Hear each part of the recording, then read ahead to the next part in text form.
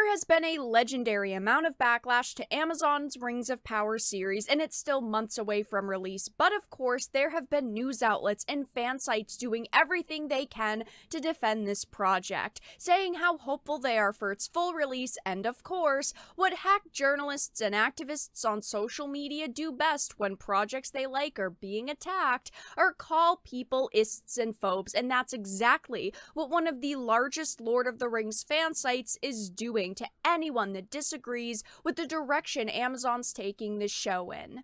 I have a bunch of things to show off, but before we get into the topic at hand, if you enjoy the content that I create, please make sure to subscribe to the channel and hit the notification bell. Follow me on social media like Twitter or mine so that you can see when my content is posted. And of course, if you do really enjoy the videos and the live streams that I create, please consider becoming a Dark Titan via Patreon for just $1 a month, or supporting the channel via YouTube memberships. All of the links are in the description, and of course, I do really appreciate all of the support.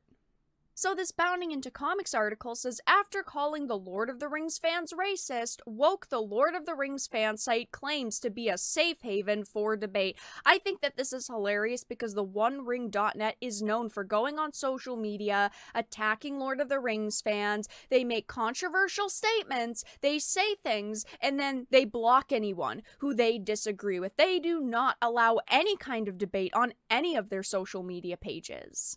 The Lord of the Rings fan site, the OneRing.net, which has quickly spiraled into an outlet plugging woke identity politics and has accused Tolkien of being woke, is now attacking the Lord of the Rings fans by calling them racist. On top of this, they have the gall to describe themselves as a haven for fans who want open debate, and that could not be farther from the truth. They silence anyone on social media that they disagree with. They basically think my opinions are the best, yours are wrong if you don't agree with me.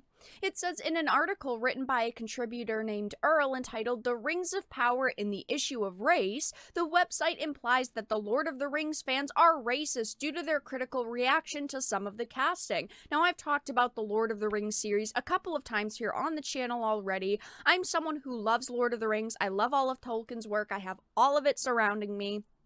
And I wanted this series to be good. Unfortunately, though, it doesn't look like they're following the source material. We know that they also do not have a lot of source material to even work with regarding the Second Age, but besides that, I'm not a big fan of the casting, not because I'm racist, not because I don't want these specific people to get roles in the industry. It's because it doesn't fit in to the source material. There should not be black elves in the Lord of the Rings, in the Rings of Power. The dwarven princess doesn't look accurate to the descriptions we got from Tolkien himself.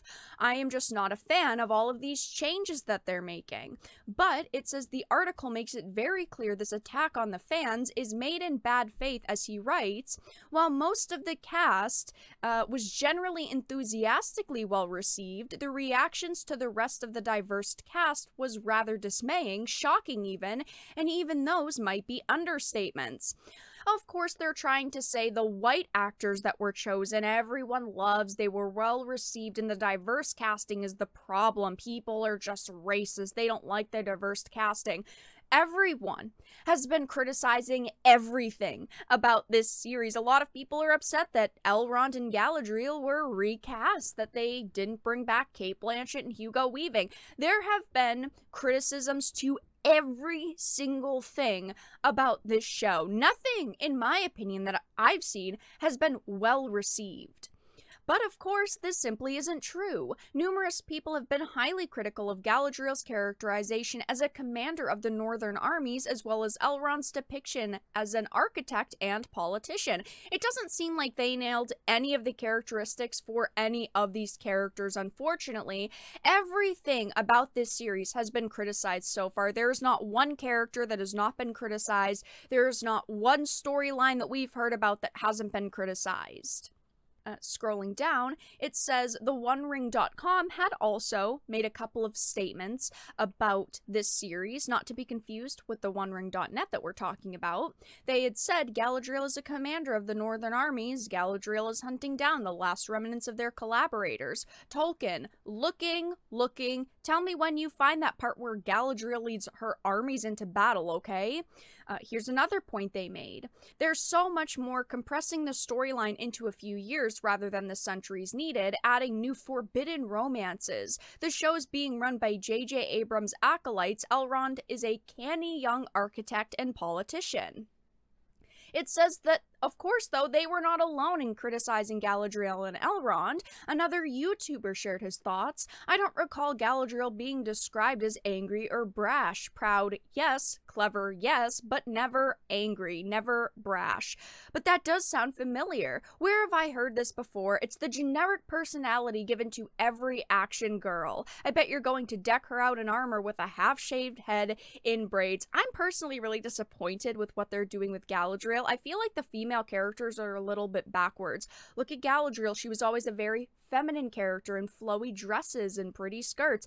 And now they're putting her in full-blown armor. They're making her more, let's just say, masculine. And we look at the Dwarven princess.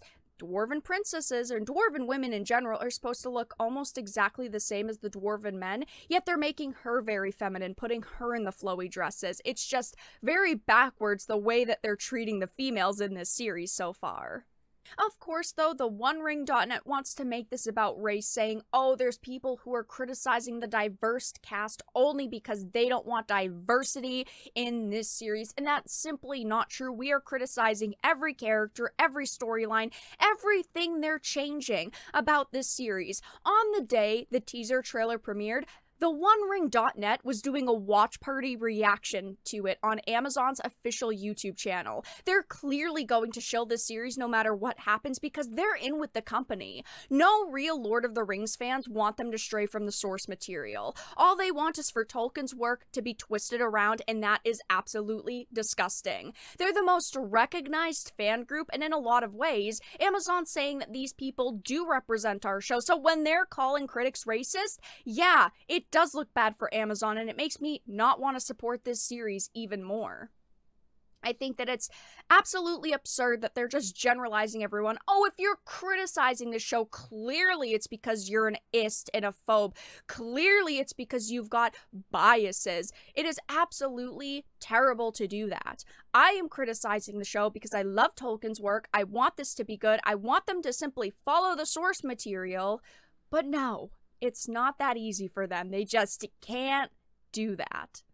Like I had read, he had said the reactions to the rest of the diverse cast was rather dismaying, shocking even, and even those might be understatements. He then specifically claims that the characters of Disa, Bronwyn, and the unnamed Harfoot Elder, played by Lenny Henry, received criticism for no other reason than simply being people of color, which is a massive lie. It's not that they cast people of color, it's the fact that the characters don't match up to how Tolkien depicted them in his works. It's like these people at the OneRing.net do not care at all if they're twisting around the source material, and like I mentioned, no real Tolkien fan would be okay with that.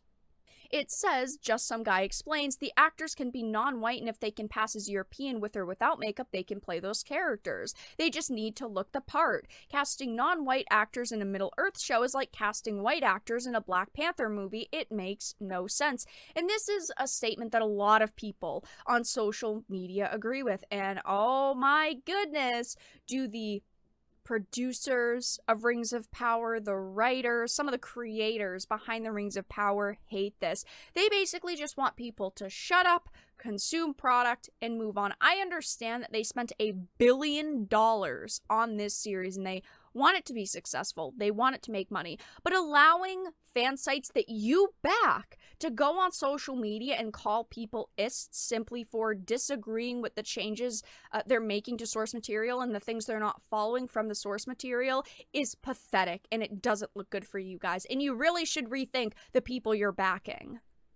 We all know, unfortunately, in our hearts that this series is going to have massive problems. We saw what they did with the Wheel of Time. They didn't care about sticking to source material, only that they could twist it to fit what they think are modern standards in entertainment. And this is Tolkien's work. His creations are the basis for so many of the stories that are written and told now, and I'm really, really worried that this is going to be awful. When it comes out, I am definitely going to do a full review of it. I am going to try my very, very best to give it a fair chance, because ultimately, I want to try to love this, but if it's bad, I'm going to call it out.